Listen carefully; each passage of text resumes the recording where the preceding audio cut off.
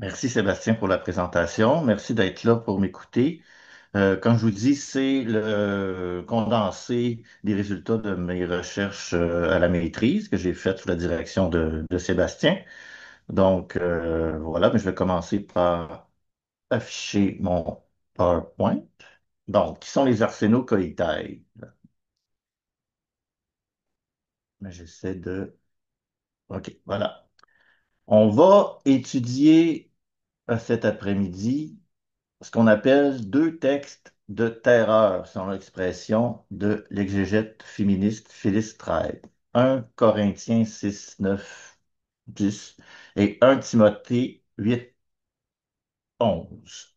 Textes de terreur parce qu'ils sont parmi les textes utilisés pour discriminer les personnes homosexuelles, qu'on associe à la traduction du mot arsenokoitai, mot qui, par ailleurs, on le verra, est presque intraduisible euh, et qui est présent dans ces deux versets néo-testamentaires de textes attribués à Saint Paul, qui sont réellement les arsenokoitai. Ce qui est intéressant avec ce mot-là, c'est qu'il a été traduit de multiples façons au cours de l'histoire de la traduction de la Bible. Euh, Je vous montrais tout à l'heure les différentes traductions qui ont été proposées. Là, je vous donne les deux contextes du mot qui apparaît seulement deux fois dans le Nouveau Testament. C'est vraiment presque un apax légoménon. Donc, dans 1 Corinthiens, on peut lire, ne savez-vous donc pas que les injustes n'hériteront pas du royaume de Dieu? Ne vous y trompez pas, ni les débauchés, ni les idolâtres, ni les adultères, ni les efféminés, ni les arsénocoïtaires, ni les voleurs, ni les accapareurs, ni les ivrognes, ni les calomniateurs, ni les filous n'hériteront du royaume de Dieu. Donc, on a là le mot qui est coincé dans une liste de vices ou de personnes considérées vicieuses, débauchées, idolâtres, adultères. Le mot efféminé lui-même mériterait une étude particulière, mais là, je me suis focalisé sur Arsenault Coïtail, voleur, accapareur, ivrogne. Donc, on a une liste de vices, là, dans le fond. Pas d'explication du sens précis du mot. euh, L'utilisation probablement d'un néologisme sans détail. Dans Timothée, on a la loi, nous savons en effet, est bonne dans la mesure où on la prend comme loi. En effet, comprenons bien ceci, la loi n'est pas là pour le juste, mais pour les gens insoumis et rebelles, impies et pécheurs, sacrilèges, profanateurs, parricides, matricides, meurtriers, débauchés, arsinocoïtailles, marchands d'esclaves, menteurs, parjures et pour tout ce qui s'oppose à la saine doctrine. Voilà ce qui est conforme à l'évangile de gloire du Dieu bienheureux qui m'a été confié. Donc, arsenokoitai apparaît encore ici dans une énumération, comme dans 1 Corinthiens, coincé entre les débauchés et les marchands d'esclaves. Euh, Encore une fois, le néologisme est utilisé sans précision quant à son sens. Donc, c'est assez mystérieux. Euh, la tentation va être de le traduire littéralement. On verra ça un petit peu plus tard. Donc, dans les deux contextes que je viens de vous présenter, le mot est utilisé sans qu'il y ait de définition explicite. Euh, le mot est intégré à des catalogues moraux, des énumérations de vices ou de personnes vicieuses. Donc, je l'ai déjà dit, c'est presque un apax legomenon, un mot qui apparaît qu'une seule fois dans un certain corpus de texte. Euh, il apparaît seulement deux fois dans le Nouveau Testament, euh, n'apparaît pas dans la version euh, de la Septante de l'Ancien. Donc, c'est vraiment un mot rare. Donc, si on le décompose de façon néologique, on a deux racines grecques. On a arsène pour mâle, on a koité pour lit, mais souvent utilisé comme euphémisme pour désigner l'acte sexuel, donc coucher avec un mâle. Donc, littéralement, arsenokoites, si on le met au singulier, pourrait se traduire par celui qui couche avec un mâle. Mais c'est une traduction littérale. C'est pas toujours le sens auquel l'auteur a à l'esprit lorsqu'il écrit un mot. Euh, Ça peut être trompeur. Ça ne dit rien du type de relation. Est-ce une relation conjugale, abusive? Est-ce que c'est une relation rituelle dans le cadre d'un culte? Euh, Ni du registre moral ou social dans lequel ce mot s'inscrit. Donc, les traductions littérales, il faut souvent s'en méfier. La majorité des spécialistes vont considérer que Paul a formé le terme en s'inspirant directement de la Septante, plus précisément du Lévitique 18-22 et aussi 20-13, euh, le fameux passage où on a Tu ne coucheras pas avec un mâle comme un couche avec une femme, c'est une abomination, parce que dans le grec, on retrouve les deux racines de arseno koites, arsène et koité. Donc, il a comme pris deux bouts de mots de ce verset-là du Lévitique qui semble condamner l'homosexualité pour former son néologisme. Mais encore une fois, on n'a pas de contexte. Le mot apparaît seulement dans, bon, on a un certain contexte, mais il apparaît seulement dans une liste de vices sans explication. Ici, vous avez les différentes traductions en français. J'ai remonté jusqu'à 1814, là, ça dépendait là, des Bibles disponibles que j'avais sous la main quand je faisais mon étude, mais j'ai essayé d'être le plus exhaustif possible. Si on regarde, plus on remonte dans le temps, plus le terme est vague. Comme en 1818, Arsène Coïtaï va être traduit par abominable. En 1890, va être traduit par ceux qui abusent d'eux-mêmes avec des hommes. En 1910, dans la Bible de Louis II, on va dire infâme. C'est ambigu, c'est vague. On voit qu'on ne sait pas trop quoi faire avec le mot. En 72, la TOB devient un peu plus précise et va considérer que le mot veut dire pédéraste de tout genre. C'est problématique. Je vous montrerai tantôt en quoi c'est problématique.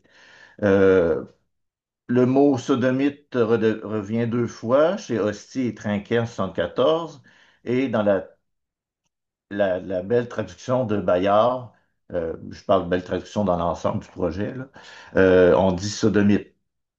Problématique, ça aussi. On verra tantôt. La traduction officielle liturgique, mais aussi sodomite. Et la nouvelle en français courant dit retourne au sens littéral, homme qui couche avec des hommes.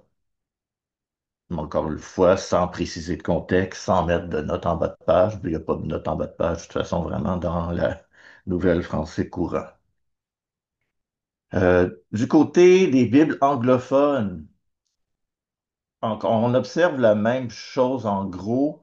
Les plus anciennes traductions sont assez vagues, comme en 1611 dans la King James Version, Abuser of themselves with mankind.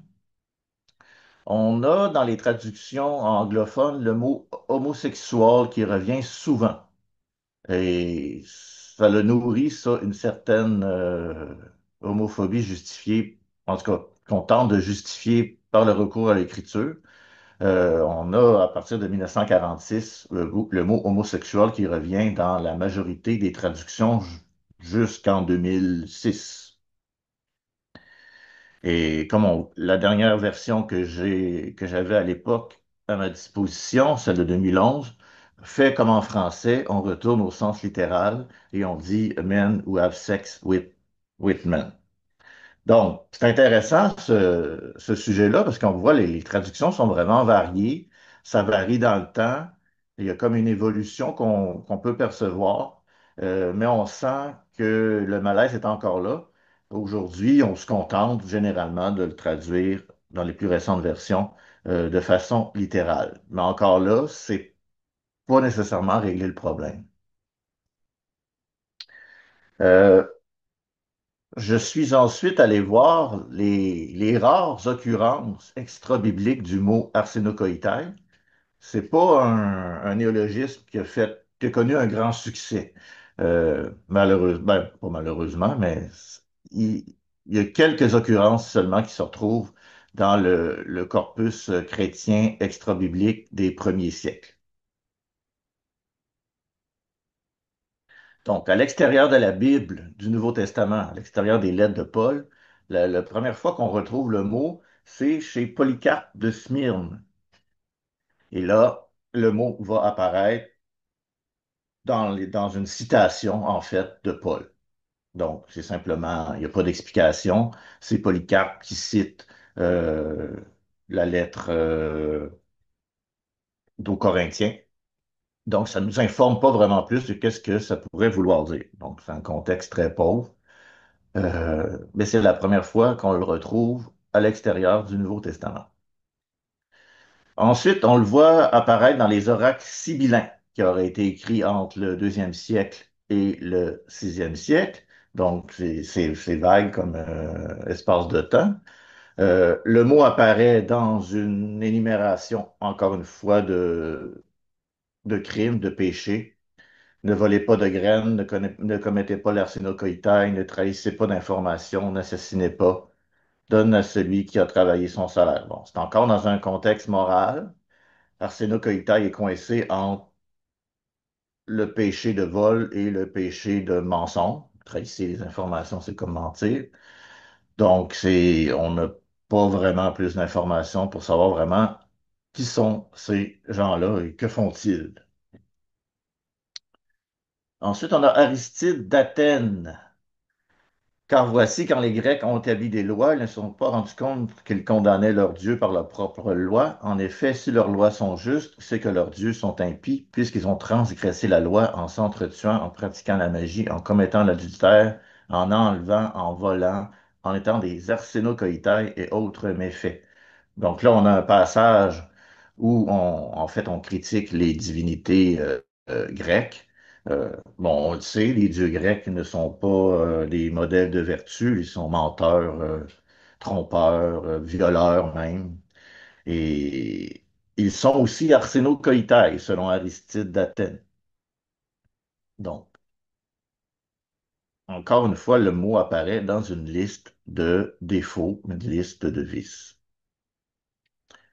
Dans les Actes de Jean, un texte apocryphe du deuxième siècle, euh, pareillement, toi le sorcier, le magicien, le rapace, le spoliateur, l'arsénocoïtès, le voleur, et vous tous qui faites partie de cette bande, vous aboutirez sous la conduite de vos œuvres dans le feu inextinguible. Donc, bon, les, les coupables de ces péchés-là seront punis dans le feu. Là, Arsenokoïtès est coincé entre le spoliateur et le voleur. Donc, un contexte d'abus. Bon, il semble émerger depuis les extraits, depuis la lecture des extraits que je viens de lire, que c'est toujours dans un contexte d'abus que le mot apparaît. Théophile d'Antioche, lui, met le mot Arsenokoïtès après euh, deux péchés qui semblent plus s'approcher de la sexualité. N'es-tu pas adultère? N'es-tu pas débauché? N'es-tu pas arsenokoïtès? Tout de suite après, on parle de vol. N'es-tu pas voleur? N'es-tu pas spoliateur? Ce qui ressemble un peu à ce qu'on a vu précédemment. N'es-tu pas irascible? N'es-tu pas pillard? N'es-tu pas injurieux? N'es-tu pas envieux? N'es-tu pas vantard? N'es-tu pas dédaigneux? N'es-tu pas batailleur? N'es-tu pas avare? Bon, encore une fois, une énumération de défauts, de vices. Mais on n'a pas vraiment plus d'informations à part de voir que là, le mot suit débauché et adultère. Donc, là, ici, on a peut-être un lien avec la sexualité qui est un peu plus évident. Pseudo-Hippolyte, en réfutation de toutes les hérésies au troisième siècle, mais le serpent Naas a commis une transgression. Là, Pseudo-Hippolyte parle d'une doctrine gnostique, où on parle du serpent de la Genèse. Mais Naas a commis une transgression car il est allé vers Ève, l'a séduite et a commis l'adultère avec elle, ce qui est une violation de la loi. Il alla aussi vers Adam et l'utilisa comme un adolescent, ce qui est aussi une infraction à la loi, adultère et arsenokoitia. Là, ici, on voit que Pseudo-Hippolyte utilise le mot au sens de pédérastie. Donc, le serpent a utilisé Adam comme un adolescent, on comprend ce que ça veut dire. Donc ici, ça serait pédérastie. Dans l'évangile de Judas, daté de la seconde moitié du deuxième siècle, là, je m'excuse, là, il y a du copte, là, Je vous assène avec des langues anciennes. Euh, En copte, le mot arsenokoitai est traduit littéralement par homme qui couche avec des hommes.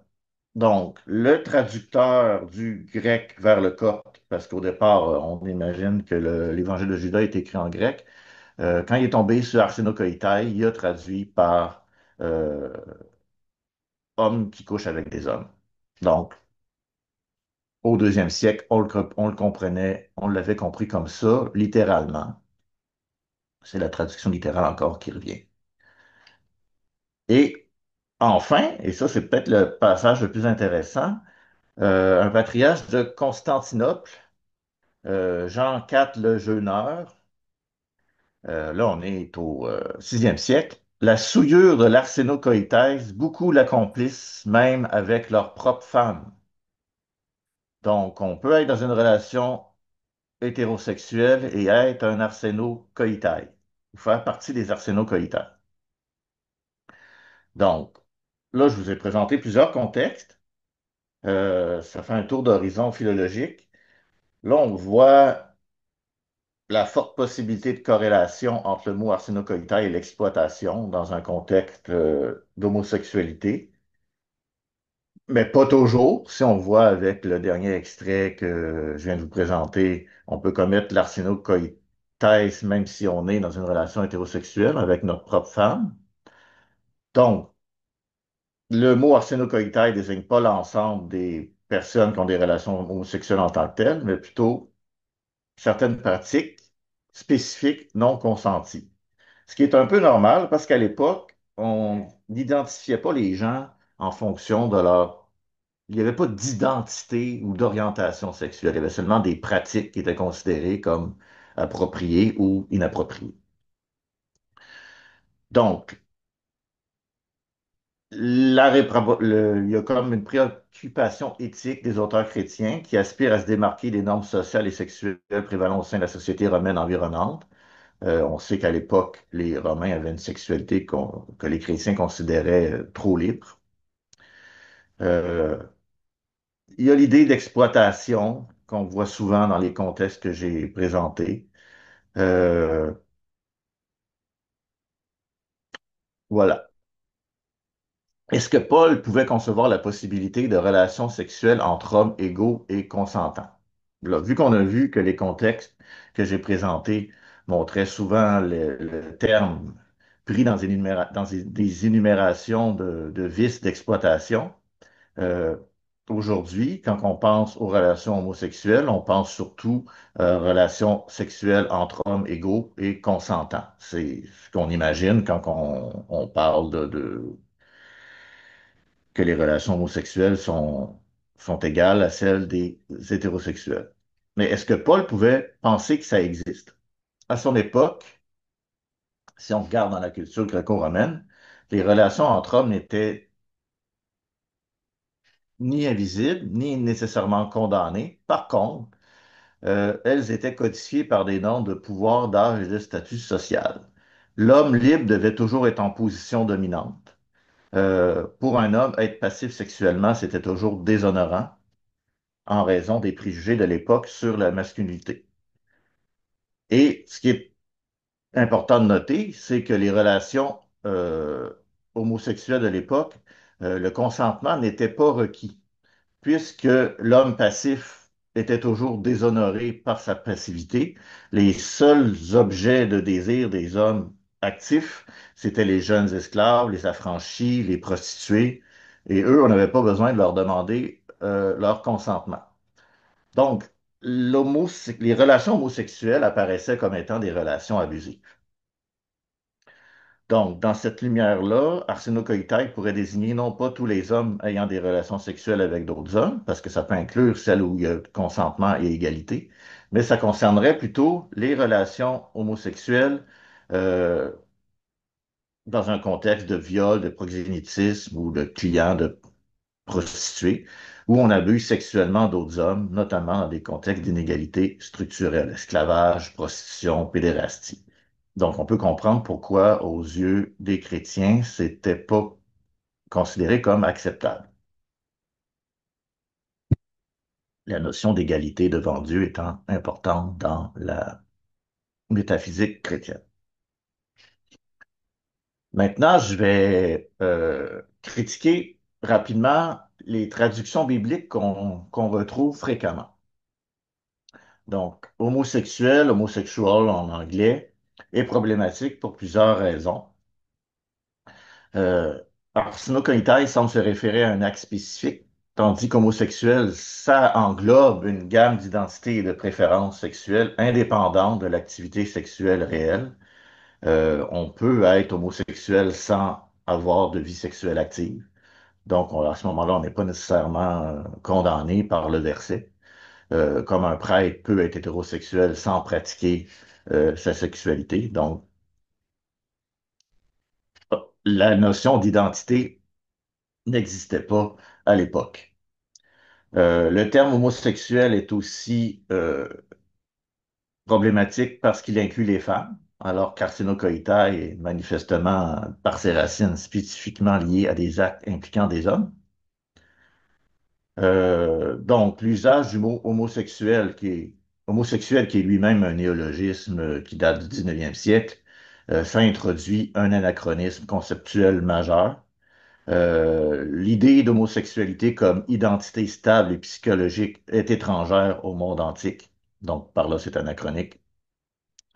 Et comme je l'ai déjà dit, le mot grec pourrait ne pas viser des relations entre adultes consentants, mais les seules pratiques homosexuelles qui apparaissaient à l'époque, qui étaient exploitantes ou idolâtriques, pédérastie, prostitution cultuelle ou le viol. Le mot sodomite qui apparaît souvent dans les traductions francophones. Bon, un sodomite, c'est une personne qui pratique le coït anal. Cependant, cette pratique n'est pas exclusive aux couples homosexuels. Elle peut également être pratiquée par des couples hétérosexuels. C'est peut-être ça notre extrait tout à l'heure qui nous disait qu'on peut être un arsenokoïtaï avec sa propre femme. C'est peut-être que Jean le Jeuneur avait le concept de sodomie à l'esprit il a utilisé le terme. Donc, mais est-ce que ça désigne tous les homosexuels? Non. Certains homosexuels ne pratiquent pas la sodomie. Coucher avec un homme peut comprendre une variété d'interactions et de pratiques sexuelles qui vont bien au-delà de la pénétration anale. Donc, la traduction par sodomite pose également problème. Et pédéraste, euh, il est peut-être pas si pire ce choix-là de traduction. Euh, Mais Arseno Koïtaï, la manière qu'il est construit, peut être interprétée comme une référence aux relations sexuelles entre hommes sans spécification de l'âge des participants, parce qu'on pouvait très bien violer son esclave adulte et il n'y avait pas de problème. Donc peut-être que Paul avait à l'esprit aussi les maîtres qui abusent de leurs esclaves adultes. Donc la traduction ici par pédéraste est peut-être un petit peu trop restrictive. Donc, ce qu'on peut conclure, l'horizon historique de Paul ne lui permettait pas de comprendre la possibilité de l'existence de couples de même sexe dans une relation consentie et égalitaire, parce que ça n'existait tout simplement pas à l'époque. Donc, le concept pouvait pas être à son esprit lorsqu'il écrivait. Le mot arsenokoïtaï qu'il a utilisé une ou deux fois, je dis une ou deux fois parce que la lettre à Timothée est considérée par la majorité des experts comme étant apocryphe, reflétait la seule perception des relations sexuelles entre hommes possibles à son époque, des actes non consentis, des violences infligées aux humains, morts de conditions inférieures. Donc, les militants ou les exégètes qui invoquent les théologiens, qui invoquent un co 6-9 ou la première lettre à Timothée pour critiquer les relations homosexuelles ou s'opposer à l'égalité des homosexuels et des hétérosexuels d'aujourd'hui, euh, ça se relève, selon moi, d'un anachronisme. Euh, les traductions qui désignent tous les hommes qui couchent avec des hommes importe dans le texte biblique des catégories modernes, orientation sexuelle, identité de genre, pratique sexuelle spécifique, inexistence dans l'univers de Paul. Euh, Même quand on le traduit littéralement, le mot arsenokoitai, le lecteur contemporain qui reçoit cette traduction-là va le comprendre au sens d'homosexualité contemporaine, donc actuelle, avec l'idée d'égalité entre les individus et la notion de consentement.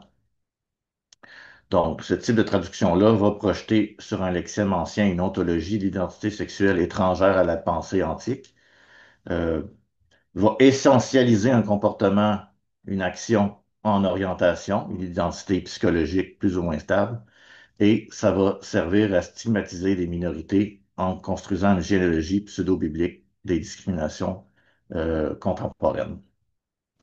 Donc, il faudrait au moins mettre une note pour signifier au lecteur de la Bible que le mot renvoie pas à ce qu'on entend aujourd'hui par relation homosexuelle, égalitaire et avec consentement. Est-ce que Paul était contre l'égalité sexuelle? On peut se demander quand même, malgré tout, parce qu'on a quand même le passage de la lettre aux Romains où il condamne les hommes qui s'enflamment de passion les uns pour les autres de contre nature. Peut-on envisager que Paul aurait envisagé l'existence des relations sexuelles entre hommes adultes consentants dans une relation égalitaire? Honnêtement, probablement que non. L'horizon mental de Paul était marqué par le judaïsme pharisien, la logique des listes de vices qui viennent du stoïcisme, une cosmologie dualiste qui vient un peu de Platon et des stoïciens. Ça laisse guère de place à une valorisation positive de la sexualité hors du cadre conjugal hétérosexuel. Très, très, très restrictif, la sexualité, dans la première lettre aux Corinthiens. Mais bon, il ne faut pas non plus absoluser ni universaliser son propos. Sa condamnation des arsénocoïtaires relève peut-être moins d'une théologie sexuelle que d'une éthique du corps et de la domination. Euh, on peut penser que Paul dénonce surtout les formes de violence sexuelle et d'exploitation, dans la lettre aux Corinthiens en tout cas, dans la lignée d'une éthique biblique centrée sur le respect de l'autre et la justice sociale. C'est une interprétation qui est possible sans faire violence au texte, je pense. Donc, c'est remarquable qu'un mot aussi rare, absent des évangiles, Jésus n'utilise jamais ce terme-là dans les discours qui lui sont attribués. Paul ne l'explicite jamais lui-même, l'utilise toujours dans une énumération. C'est remarquable que ce mot-là ait pu devenir le fondement scripturaire du rejet chrétien de l'homosexualité. Bon, ça s'explique par plusieurs raisons. La réinterprétation médiévale, la culture patriarcale, la centralité de la morale sexuelle dans la doctrine catholique à partir du 12e siècle et malheureusement, plus l'influence des traductions bibliques modernes qui ont souvent tranché en faveur de lectures anti-homosexuelles sans justification philologique solide. Euh, hein. Ça prend des supports visuels dans les présentations PowerPoint qu'ils nous disent dans les cours de pédagogie. Donc, voici un support visuel, une photo de membres du groupe haineux chrétien God Hates Fags. C'est l'église baptiste de Westboro qui est assez connue pour son anti-homosexualisme. C'est dommage qu'on utilise la Bible pour nourrir des discours haineux. Faut-il traduire le mot? Moi, dans mon mémoire, je proposais de pas le traduire, de reconnaître son ignorance, finalement, euh, parce que le mot est vraiment trop ambigu. Une traduction prudente et historiquement responsable devrait reconnaître l'ambiguïté lexicale et culturelle du terme sans l'anachroniser dans les débats modernes sur l'orientation sexuelle, pour pas qu'il soit récupéré et instrumentalisé pour discriminer les gens. Ce serait peut-être mieux de reconnaître que ce mot-là on n'arrive pas à déceler ce que Paul avait à l'esprit lorsqu'il l'écrivait. Donc, ma proposition dans mon mémoire, c'était de le transcrire plutôt que de le traduire. Comme on fait avec, par exemple, l'allemand Dasein dans Être et temps de Heidegger. Je prends un exemple de philosophie parce que c'est ce que je connais bien. Euh, on n'a jamais vraiment su comment le traduire. On n'a jamais vraiment su ce que Heidegger avait à l'esprit lorsqu'il écrivait Dasein, qui est souvent traduit par l'être là, ou là est l'être. Encore là, aujourd'hui, dans les traductions nouvelles de Heidegger, on le laisse simplement en allemand. Donc, si je reviens à Arsène avec un K pour pas faire de confusion avec un C. Ça aurait plusieurs avantages selon moi. Premièrement, ça respecte l'étymologie du grec ancien en maintenant l'ambiguïté originale. Donc, ça reproduit l'effet que le néologisme pouvait avoir sur le lecteur à l'époque. On évite les anachronismes liés aux termes modernes trop connotés. Et c'est une invitation à la prudence herméneutique. On avoue notre ignorance, notamment dans un contexte liturgique ou catéchétique, en soulignant qu'il ne s'agit pas ici d'une condamnation générale de l'homosexualité qui est claire. Et en plus de ça, moi, je proposerais aussi que dans les Bibles, on mette une note en bas de page à ce mot-là pour accompagner la transcription qui dirait quelque chose du genre, le mot grec original pourrait désigner des hommes impliqués dans des pratiques sexuelles abusives avec d'autres hommes dans des contextes d'inégalité ou d'exploitation. Donc, c'est un peu un appel à l'humilité épistémique que je fais là. Le mot est pratiquement intraduisible. Il a été utilisé dans l'histoire dans différents contextes qui lui donnent une ambiguïté de sens qui nous empêche de le traduire aujourd'hui d'une façon qui permettrait de clairement condamner les homosexuels sur une base philologique solide. On n'a pas ça. On ne peut pas se permettre ça. Puis ceux qui le font, ben, tordent le texte à des fins politiques. Mais bon, pour finir, une objection que je prévois qu'on va probablement me faire, est-ce que mon interprétation d'Arsène Coïtaï, où j'essaie de l'éloigner là, d'une position anti-homosexualiste, est-ce que c'est cohérent avec ce que Paul dit en Romains 1, 24-27, où il dit que les hommes qui sont passionnés pour les hommes euh, commettent quelque chose contre nature. Donc, ça serait peut-être la suite si je faisais un autre mémoire sur le même thème, ça serait peut-être de voir ce que veut dire Paul lorsqu'il utilise le concept de contre nature.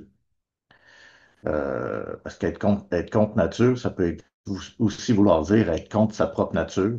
Et si on est homosexuel, être contre nature, c'est peut-être d'avoir des relations avec les femmes. Donc, voilà pour ma présentation. Je ne sais pas si vous êtes reconnu parmi les arsénaux Coïtail. Il y a une petite possibilité.